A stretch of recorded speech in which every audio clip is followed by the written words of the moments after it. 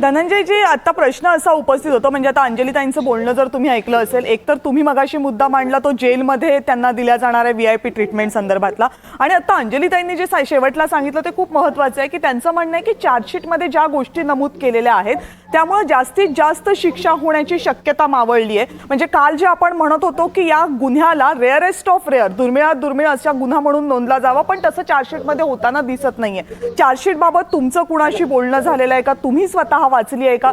तुमचं काय म्हणणं आहे त्या चार्जशीट बाबत? नाही, ह्याच्यात हे चार्जशीटचा अभ्यास होईल, ते कुठं जाणार नाही. समजा ताई आहेत किंवा जे काही लोक आहेत त्याच्यामध्ये ते बघू. फक्त विषय इथं असा एक मेसेज घ्या ह्याच्यातून की सगळं राज्य एकीकडे आहे आणि बीड जिल्हा एकीकडे आहे. काही लोक म्हणतात बीडची बदनामी करू नका, पण जे बोटावर मोजणे एवढे हे लोक आहेत दुष्ट प्रवृत्तीचे, हे बीडची जी नामुष्की आलेली आहे बीडवर. कारण बीडमध्ये इतके चांगले लोक आहेत, इतके चांगले अधिकारी आहेत, इतकं चांगला स्कोप आहे, काही काम करणारे लोक आहेत. जसे की या ग्रामपंचायतच्या कालावधीमध्ये एक अजित पवार साहेब म्हणून साताऱ्याचे CO होते, ते आलते की इथं स्कोप आहे काम करायला, ड्रायलँड आहे, त्यांनी इथं काम करून गेले, जलसमृद्ध गावं केले, तुतीवर कसं काम आहे जिल्ह्यातलं आपल्या महाराष्ट्रामध्ये 1 नंबरचं ते दाखवून दिलं. एक आवरगाव सारखं गाव आहे ते डासमुक्त कसं गाव आहे ते राज्याला दाखवून गेलं. त्याच्यानंतर आपल्या परळीतील टोकवाडी गाव आहे, गोदावरीताई डॉक्टर दाम्पत्यांचं ते गाव, ते दाखवून दिलं. तसं इथं आहे ना, इथं ह्या गोष्टी खूप चांगलं काम करण्यासाठी स्कोप आहे, परंतु वाईट कामासाठी हे बोटावर मोजण्या एवढी मंडळी आहे, त्यांनी हे सगळं नासवून टाकलेलं आहे. जेलमध्ये जर ह्यांचे सगळ्यांचे वसिले तर तुम्ही याच्यापेक्षा काय शिकणार आहात ह्याच्यामध्ये?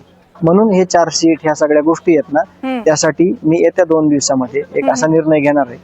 अंजलीताईचं माझं बोलणं झालं की तो कुठला निर्णय असेल तर मी एक विचारपूर्वक उद्याच्या दिवसभरात विचार करून मी एक कठोर निर्णय घेणार आहे. कारण जर न्यायाच्या भूमिकेमध्ये जर वेदना होत असतील कंटिन्यू रोज रोज, तर एकदाच वेदना करून घेतलेली खूप चांगली.